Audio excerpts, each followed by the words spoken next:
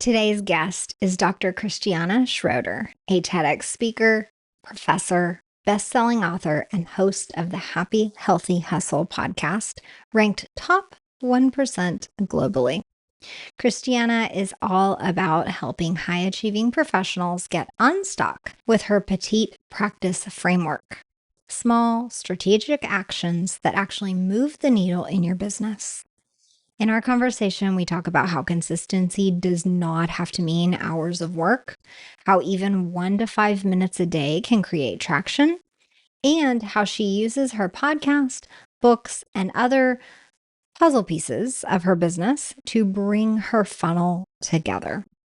You're listening to Podcasting for Financial Professionals, the show where smart advisors, planners, CPAs, and money experts learn how to use podcasting as their most powerful marketing tool.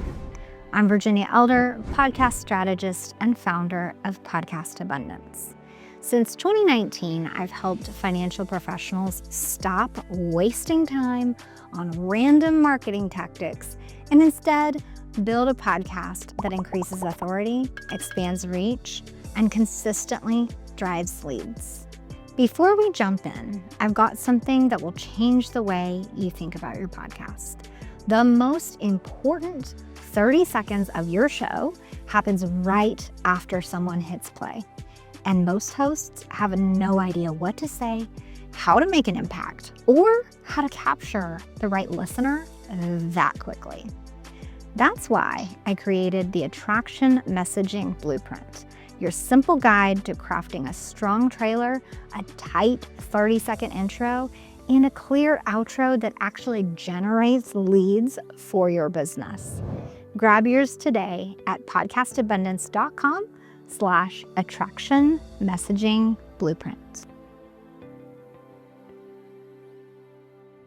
Welcome to Podcasting for Financial Professionals, Dr. Christiane. Thank you so much for having me here, Virginia. I'm really excited to share some cool insights, secrets, and of course, how to help you with your business. Cannot wait. It is an honor to have a TEDx speaker and multiple time published author and podcast host on the show, and I'm ready for all your secrets. So will you start by giving us just a little backstory about your business and of course, about the amazing services that you offer? I really got started in earning my PhD and getting all the way then to becoming a professor at the university. And at the university, you think, oh, I'm going to publish articles, and really discovered my passion for writing. I'm at that intersection between business and wellness. Do a lot of investigation with regard to optimizing a business or to how to run your business maybe more efficiently while not putting your wellness on the back burner. Mostly those academic articles are highly scientific. So I discovered that even though my students in the classroom really cared about what I publish and what I do, that I have to maybe make this a little bit more accessible to wider masses. And that led me to create my podcast.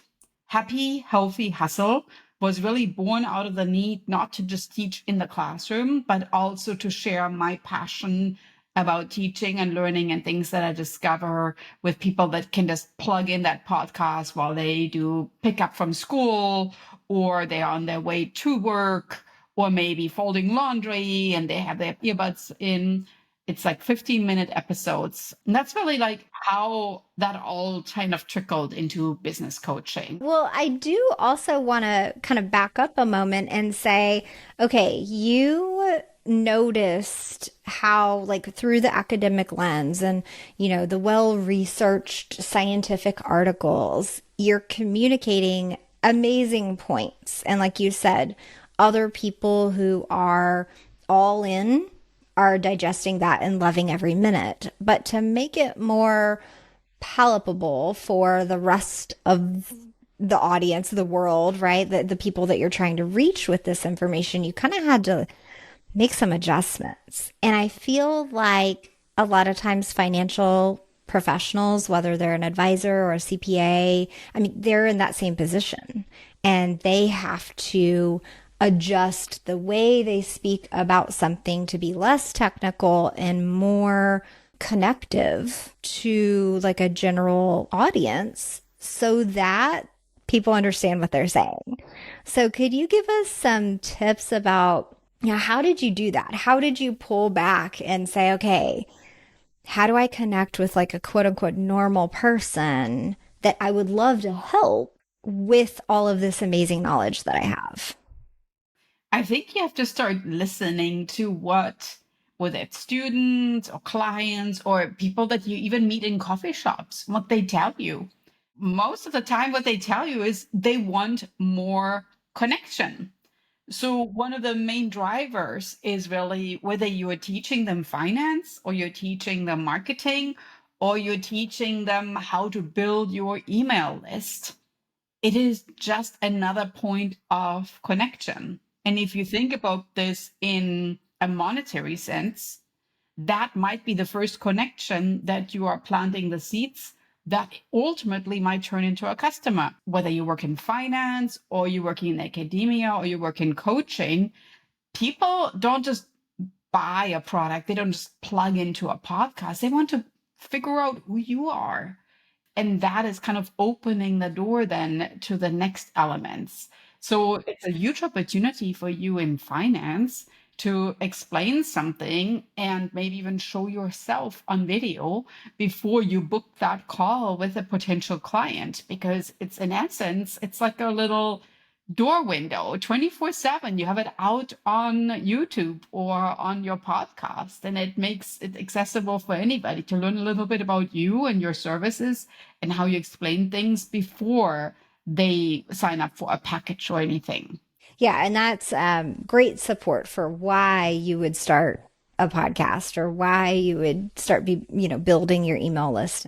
I noticed on your website you have quite a bit about taking small strategic actions, and that helps you grow your business without kind of getting overwhelmed. Could you share a little bit more about, okay, what are these small strategic actions? Like I feel like it's secret.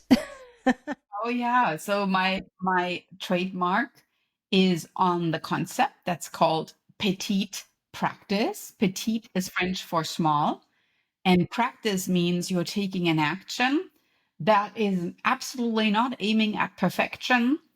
It's aiming at creating momentum for what you're striving towards, which might be a much bigger goal. So in essence, you're taking a big goal and you're breaking it down into small steps. And the petit practice are the steps that will get you to that big goal. And earlier, when I described my podcast, I talked about YouTube, I talked about the email list, I talked about the blog. Those are then all the small steps that I take to build my funnel. Now, if you are a financial professional, you're like, well, I don't want to be on YouTube. I don't want to have a blog. I don't necessarily feel comfortable in putting myself out there on YouTube.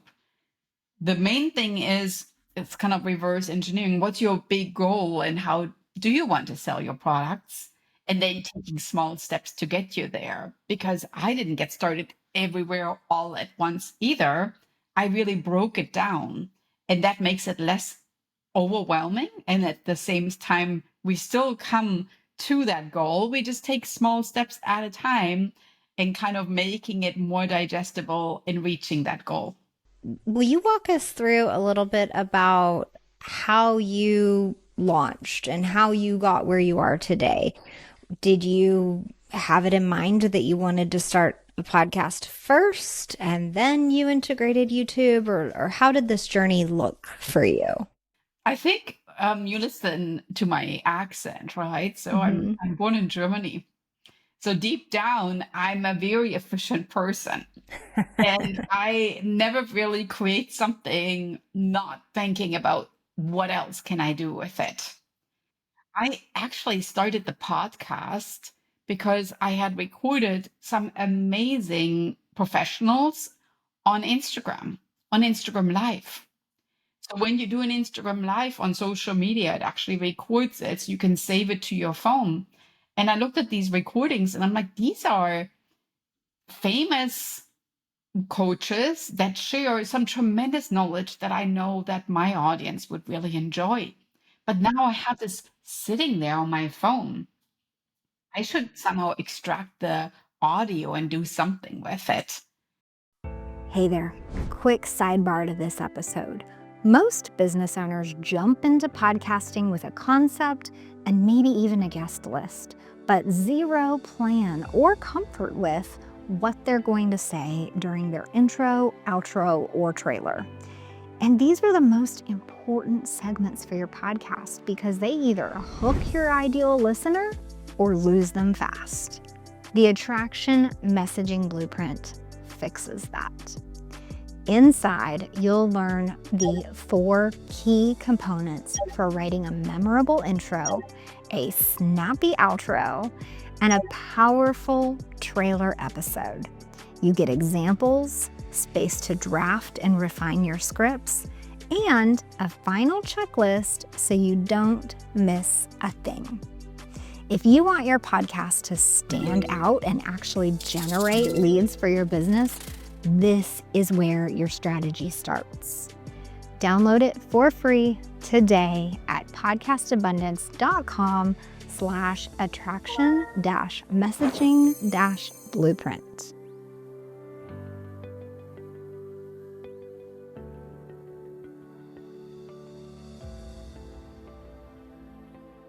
I basically stripped the video and the audio and took just the audio portion and started putting the audio portions into podcast recordings. And then the video is all right. I mean, it is filmed on Instagram, so it's the wrong format, so to speak. That is one important thing that we tend to overthink. Oh, we need to have a recording studio. We need to have expensive equipment.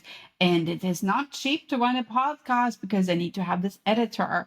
You have the best tool in your hands every day, your phone.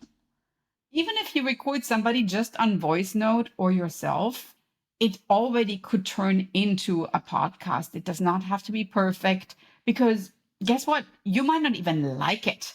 And then you got all this equipment right there.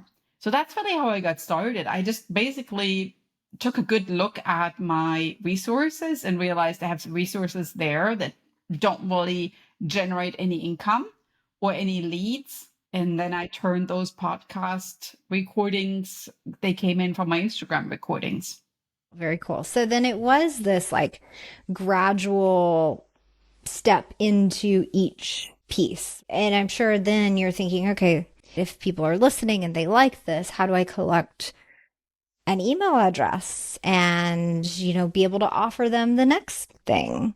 We're discovering that with most people, especially when we look at like, oh, they have this $1 million business, they're top 1%, they have all these books published, all this, like we put them up on this pedestal and we think like they just zoomed from 0 to 100 in one step. And that's not what happened.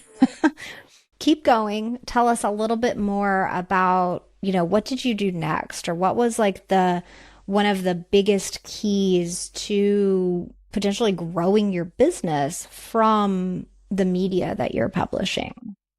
Yeah, so once I had the audio clips and I published them, I also then noticed, all right, so now I'm driving my audience to Apple Podcasts, Spotify Podcast, whatever. Of course, in the show notes, there's always links to my website. But I thought to myself, it's not really efficient yet.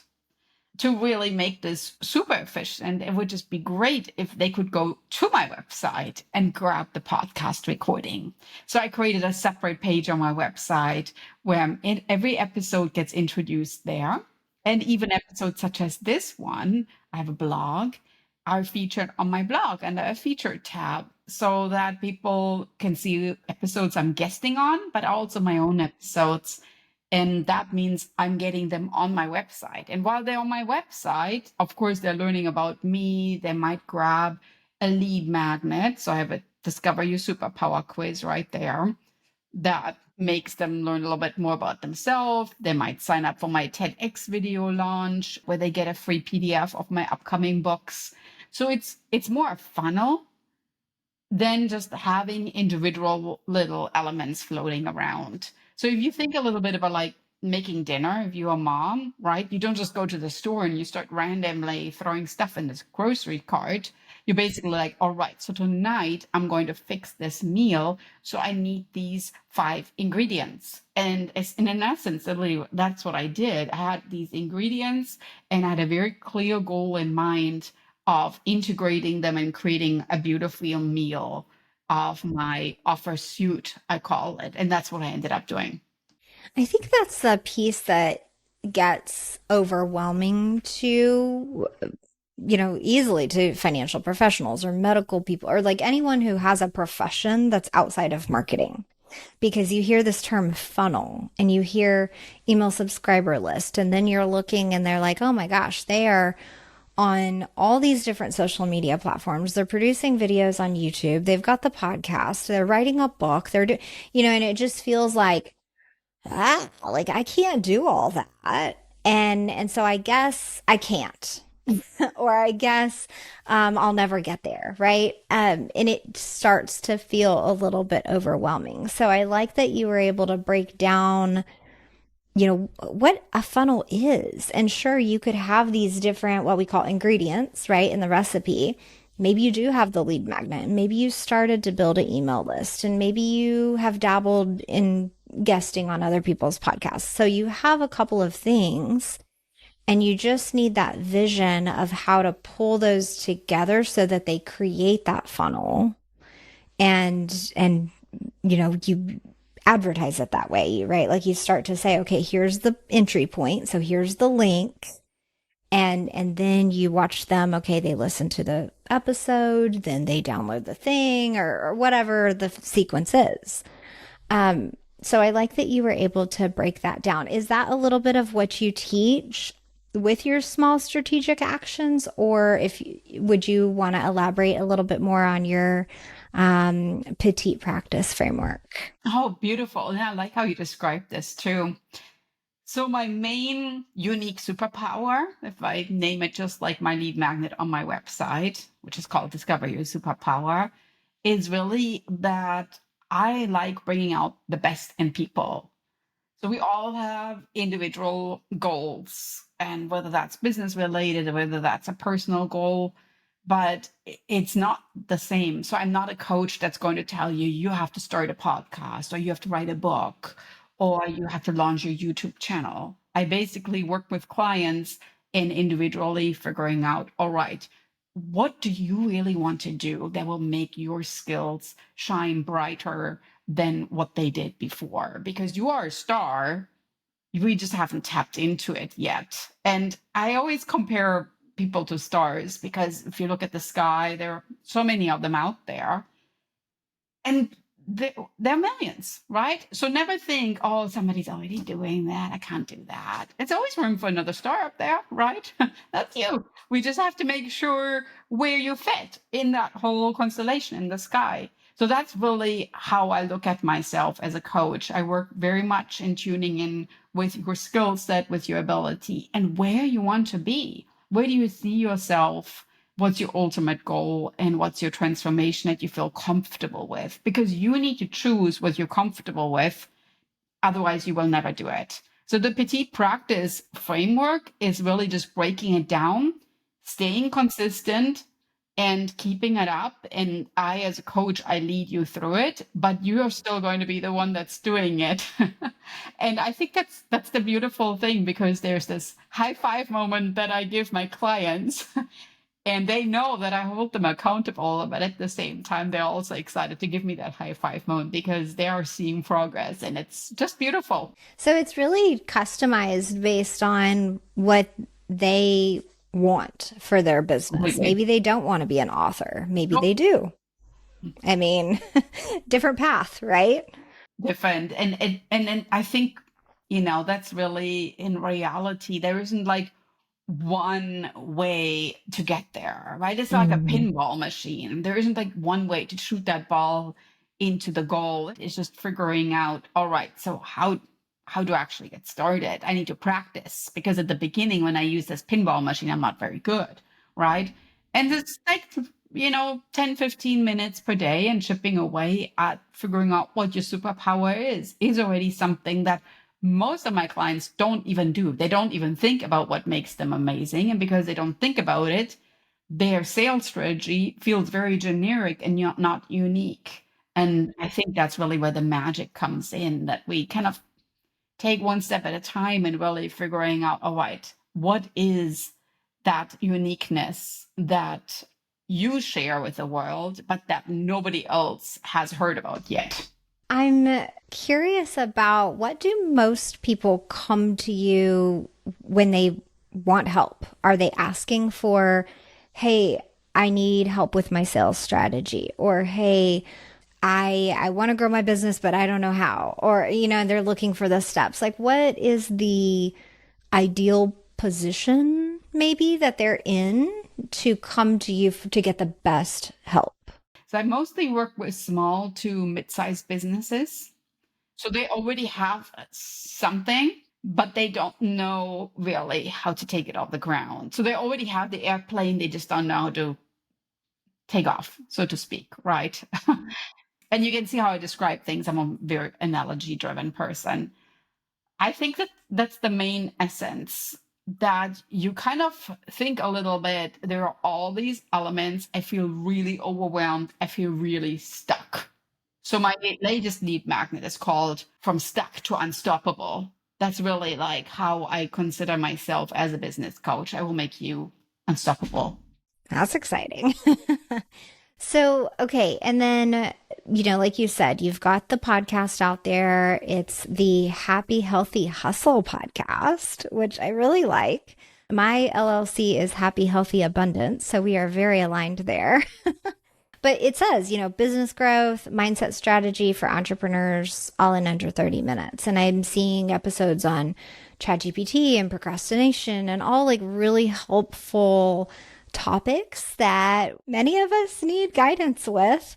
Have you, or I guess if you would please describe how you've created this show that drives, attention, leads, and business, and kind of like what that structure is, because I think that back end is what is so fuzzy to most financial professionals. They're thinking like, okay, podcast, but then I'm doing financial planning over here. How do I get people from here to here?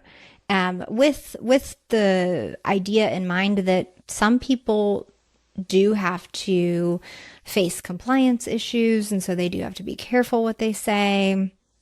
And a lot of people feel like they can't straight out market their services, so they might have to create a podcast that's more about parenting or business growth or making connections in the workplace, or something that's like tangentially related instead of directly like financial planning.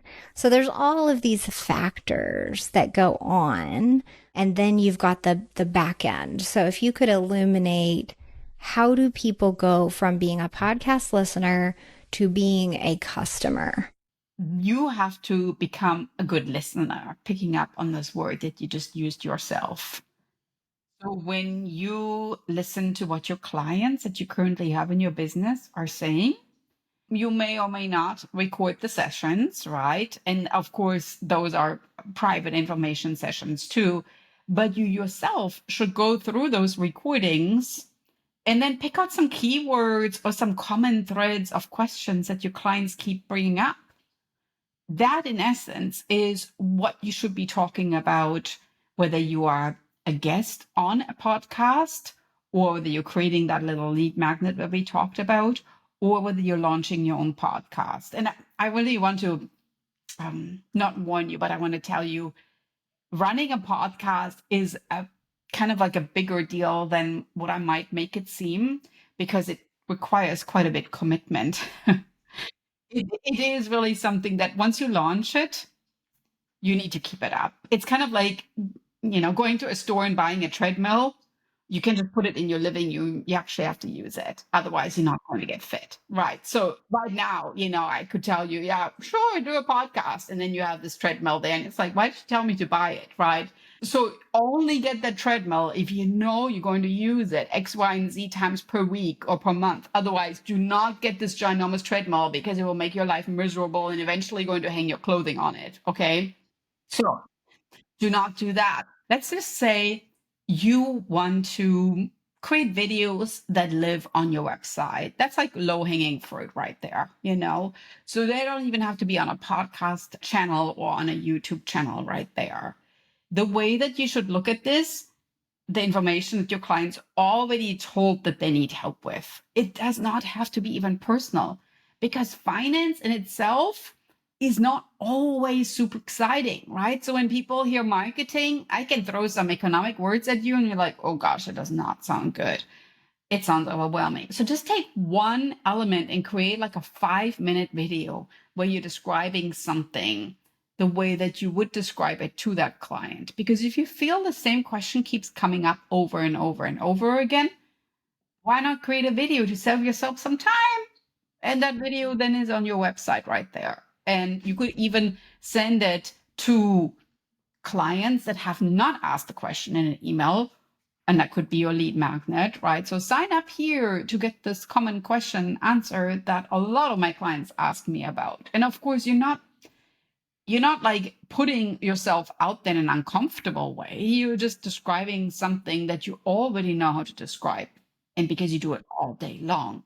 And I think that is really the low hanging fruit right there that I really did, that I kept listening to what questions I get asked over and over again. So I launched my podcast on 3/23/23. And by June, a friend texted me and she said, did you know your podcast is ranked top 2.5% globally? And I was like, is it? And I was like, I should probably know these things. But you can kind of realize I'm just putting my episodes out there. I'm just doing my thing. You know, it's kind of like you have a garden and you never take that step back. And you're like, oh, it actually kind of looks good here, right? So I never took that step back. And I was like, oh, does that look good? Yeah. So she did that for me. And then by July, it was ranked globally top 1%. And that's where it's been sitting for the past 2 years, because I do exactly what I just told you to do. I listen to what people ask me, and I have a binder next to me when I'm a client conversation. I write down the questions, the frequently asked questions, and then I make a podcast episode out of it. That's my recipe. Perfect. Perfect. That's such a great way, like you said, to save time, to create, traction and activity on your website while people are getting their questions answered. So you don't have to repeat yourself. But then, like you said, you can easily plug that piece in and create a funnel using that content that you've created. I love that. And then I think you probably just didn't realize at the time, but you approached the podcast in the correct way, which is, hey, I'm going to create this content because I know it's needed and I want to, and I know it's going to help people. And I'm not going to really pay attention to like number, like how many downloads do I get and what's my percentage and how am I ranked and what, list am I on and all of this, because I feel like when you focus on and obsess with rankings and download numbers and how good you're doing, it's going to work in a negative way against you. And you're going to find out that like, oh, okay, 10 people only listened to this episode because I'm new and nobody knows who I am. So I might as well just quit. And I know everybody has heard this before, but if you were, at a coffee shop and invited a few people to come listen to a presentation and 10 people showed up, you'd look around that coffee shop and be like, 10 people are like paying attention to me. Like this is a little mini stage. This is amazing. And you'd be proud of that little event. And so we have to get rid of that obsession with the numbers and the rankings and just kind of blindly create for a little while until, like luckily your friend is like paying attention for you and said, hey, by the way, you're doing great. And then at that point, it feels like encouragement. Like, oh, people love what I'm doing here. This is exciting. I will keep going. But in the beginning, it can work the opposite way. So we just have to be like really careful about that. So good job starting with that mindset of just, I'm going to do it because I know it's needed. What other tips do you have about like starting to create content and maybe more on the like, how do you keep going? Yeah, so I mentioned earlier, I'm actually writing 2 books right now. So I have 3 books that I published, and I'm writing 2 books because when I launched these other books, I listened to how people looked at the book. So when they picked up the book and they flipped through it, would they like, oh, this looks good. And oh my gosh, you did that. I love that so Mhm. much. You put a word search in there. I like that. And then I listened to it and like, okay, next book definitely has to have another word search, right? Because people like that gamification of things. And of course, the word search was marketing terms, right? It's not just like, random things. It's all related to your learning, but it's making it more fun. It's petite Mhm. practices. So when I create content, I'm very intentional in centering around the energy of what I feel the consumers really need. And at Mhm. the same time, I'm also at that point in a point in my life where I can focus things on. So I just wrapped up my TEDx talk in August, right? You know how Congratulations. many people asked me, how did you get there? Mhm. If I could have had $1 for every time that was asked, I will probably have a year of free Starbucks, to be honest with you. But so I'm a total marketing maniac. I love marketing and everything that goes into it. So I thought, well, that could be my next book, The Runway to the Red Dot. That's going to be my next book. How did I get started? How did I get ready? And how did I step on that stage and deliver my talk? And then a lot of people said, I cannot believe you just presented to 1,000 people plus the world on YouTube. Weren't you scared? I mean, like, weren't your legs shaking and things like that? So they asked these questions. And then I knew there's the people that want to be on TEDx stage, but there are people that don't even feel comfortable in giving a speech at the dinner table. Those are 2 different target markets. So I knew I had to write a book about stepping into your voice and becoming more comfortable in even sharing your message, small as a dinner table or in a business meeting or at, a wedding, who knows what, but just becoming comfortable in verbalizing what you want to say. Boom, there it went, right? I was like, okay, step into your voice, runway to the red dot. I'm going to create those. But I didn't think about that until I was done with my TEDx journey. Now I'm in the writing phase and speaking at writers' conferences and really thinking about, all right, so this all is a family of books, but each individual one answers a different question. So that's how I think we need to look at our lives, that it's kind of like growing a family, right? They're all little family members and they're all uniquely different, but they're all kind of related. And that's how I look at my product suite, that it answers different questions. They're all uniquely different, but I'm really listening to what is needed and then I'm creating that. So that highlights something that I've noticed, just with age and maturity, right? Is there's no way we could have thought of, that next book or that next thing, that next business idea or product or whatever without journeying to where we were, right? So 2 years ago, those books didn't come to you because it was impossible, because you didn't have that experience yet. You weren't hearing those same questions yet. So there would have been no reason for you to create that idea of I need to solve these questions, with a book, now at this stage with this new level of experience. And so I think that's the other piece of like looking at other brands or creators or influencers or coaches or whoever, thinking, oh, they have it all put together. And oh, now they're launching the next new thing. If you launch the one thing that's on your radar, no matter what it is, maybe it's what Dr. Christiane said was, just put some certain videos on your website. It doesn't even have to be on YouTube. It doesn't have to be on podcast. It could just be on your website answering some frequently asked questions. And that's step one, right? That's a petite step, right? And then once you accomplish that, then you are open to the next big idea. But you're not going to get that next big idea until you do the one thing that's on your radar now. Your story perfectly illuminates. Beautiful. Yeah, Thank you.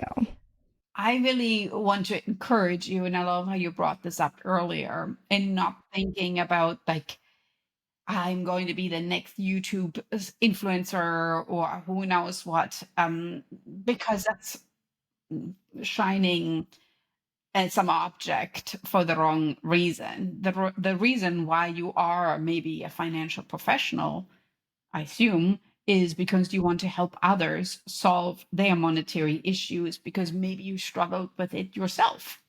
So what you need to think about is you have a story, you have a skill, and you just need to combine those two elements. And that's really all what you need. Everything else that goes around it, we don't care.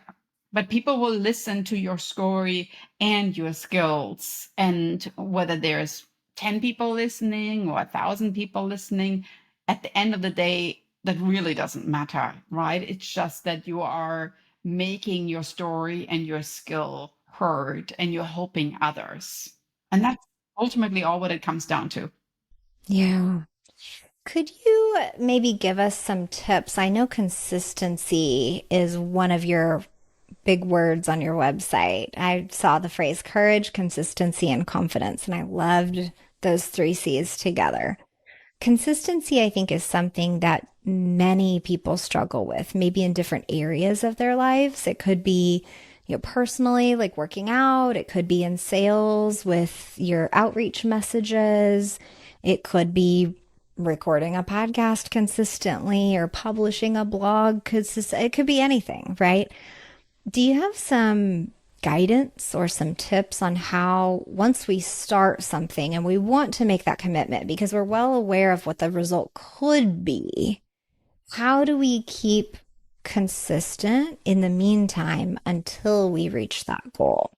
So let's come back to this treadmill that we maybe Yeah. decided With the clothes hanging on it. with the clothing, right? So when you looked at the package in the store, of course, marketing worked. And on the package of the treadmill was this person that looked ultra fit. And you see that person, you're like, well, that could be me. So yeah, you put the treadmill in the shopping cart, and now the treadmill is in your living room, but you're not using it. The main thing is that I want you to encourage is that start with maybe 1 minute per day, maybe 2 or 5, because it's still more than what you did yesterday where you did 0. And if you walk on that treadmill for 5 minutes, all of a sudden you might actually start to feel just a little better, maybe just 5 minutes better than you did if you wouldn't have stepped on it. And you could, I'm not going to say use it every day, but maybe let's say you're using Monday, Wednesday, Friday, or maybe you're just using it in the evenings while you watch some TV show or something. You step on it for 5 minutes. And you're like, you know what? I did 5 minutes. I'm going to get off. I'm giving you the permission slip. You can get off after 5 minutes. But think about that. That is already consistency. So in my Petite practice coaching, I really always tell people, you have my permission slip. If you do 1 push-up per day, great. If you send 1 email per month, great. Because at the end of the day, if you send another email next month or you do another push-up tomorrow, you're still consistent. It doesn't matter how many you do. It's pick your own consistency that you feel you could sustain. And then you're going to actually keep doing it.